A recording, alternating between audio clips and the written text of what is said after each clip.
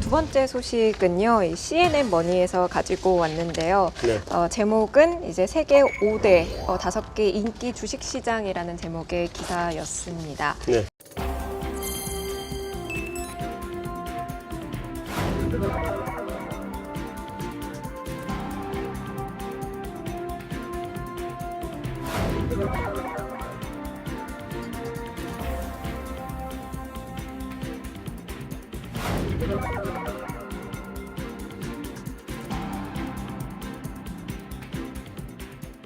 아르헨티나가 상반기 세계 주식시장에서는 주연 역할을 했다라는 기사였는데요. 이 아르헨티나가 증시가 지난 1월 1일 47%가량 급등을 하면서 세계 40개 글로벌 주식시장에서 최고 성적치를 보였다라는 내용의 기사였습니다. 최근 미국의 헤지펀드와의 소송에서 패소를 하게 되면서 디폴트의 위기를 맞고 있음에도 불구하고 이런 상황을 보였다라는 것은 매우 놀랍다라고 지적을 하면서도 이제 웰스파고의 어드바이저는 미국의 저금리 상황이 지금 지속되면서 자금이 흘러가지 말았어야 할 곳까지 흘러갔다라고 경고를 했습니다. 제가 더 조사를 해봤는데요. 1위가 지금 아르헨티나였다고 하면 이제 그 이어서 2위는 덴마크, 3위는 인도, 4위는 파키스탄, 5위는 이제 두바이가 각각 차지를 했고요. 이제 기사에서도 나왔듯이 이제 아르헨티나가 최근에 이제 디폴트 우려를 불러일으키면서 주가가 살짝 떨어지긴 했지만 제 기억에 올해 초에도 역시 그 외화 보유액이 감소하게 되면서 이제 위기가 있었던 걸로 아는데 그럼에도 불구하고 어떻게 이렇게 주식이 큰 폭으로 상승을 할 수 있었을까요? 저도 정말 궁금해요. 통화 가치로 보면 거의 통화 제일 많이 절하된 군에 속하거든요. 본부장 이런 일도 발생할 수 있나요? 난 모르겠어요, 솔직히. 제가 이 기사를 딱 보고 느꼈던 게 뭐였냐면요. 전민규 박사님은 기억하시겠지만 짐바브웨인가요? 막 하이퍼 인플레이션 발생하면서 뭐 100조 짐바브웨 달러인가요? 그거 막 발행했던 나라가 있었어요. 한 5년 전쯤에. 네. 근데 그 나라 주식시장이 상승률이 10%였거든요. 10%요? 예, 예. 그러니까 결국 뭐 때문에 주가가 올랐냐면 하이퍼 인플레이션 때문에 솔직히 하이퍼 인플레이션이 발생하면 현금 갖고 있으면 제일 바보잖아요. 그래서 그런 케이스가 아닐까라고 생각을 해서 좀 조사를 해봤어요. 첫 번째는 뭐냐면 아르헨티나가 에너지 기업이 많아요. 아르헨티나 그러면은 드넓은 땅, 그러니까 농산물이라든지 그런 것들이 많이 작황이 좋고요. 그리고 에너지 기업의 시가총액이 거의 한 60% 정도 되더라고요. 그러면 가장 민감도가 높은 그 커머더티가 뭐냐? 원유랑 가장 주가랑 민감도가 높을 수밖에 없다. 따라서 최근에 WTI가 그래도 100불 넘어섰지 않습니까? 좀 올라졌죠. 네, 그러면서 이제 거기에 따른 상관관계가 높았던 에너지 기업의 주가가 높았던 게 첫 번째 이유로 꼽히고 있고요. 두 번째 이유로 꼽히는 게 상장 기업 수가 많지가 않아요. 그러니까 보통 이런 나라들은 상당히 조심해야 될 게 우리 코스피만 해도 거의 800개, 900개가 되거든요. 코스닥도 거의 600개, 700개가 되기 때문에 코스피가 뭐 한 40%, 50% 오르긴 쉽지가 않아요. 그렇지만 이런 아르헨티나 같은 아니면 방금 얘기하셨던 뭐 파키스탄 이런 나라들은 상장된 기업의 숫자가 많지가 않거든요. 끽해봤자 20개, 돈 조금 30개. 들어가면 올라가고. 맞습니다.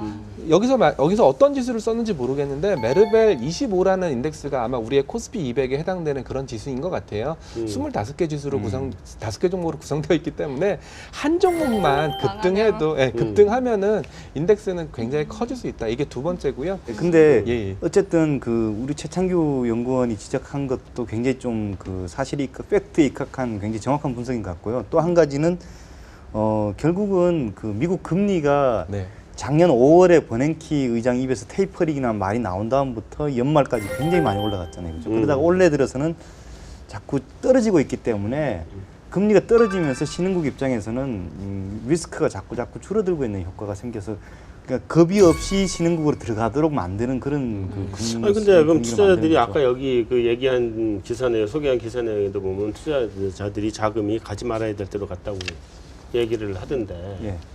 그러니까 미국에서 자금이 넘치다 보니까 아무데나 막 갔다는 얘기예요 지금? 그럼 미국 금리가 떨어지니까 신흥국들의 어떤 외환 관련된 위험이 둔화되는 거죠. 그러니까 사람들이 저기 들어가더라도 뭐 내가 큰 피해를 안 입겠다 그런 식으로 들어가게 되는데 결국은 들어가서 그 시장이 뭐 들어가지 말아야 될 시장인지 아니면 들어갔어야 될 시장인지까지는 제가 판단하기는 어렵습니다만 어쨌든 겁을 상실하게 만든 이유로는 충분히 근데 어쨌든 미국 금리가 뭐 만든 그 자금의 흐름이 올 상반기에 그 선진국에서 신흥국으로 바뀌었어요. 예, 작년까지는 선진국으로 자금이 흡입했었잖아요. 예, 작년까지는 선진국 일방으로 갔었는데요. 예. 올해 한 3월 정도까지도 3월 그런, 말, 그런 3월 현상이 말부터. 이어졌는데요.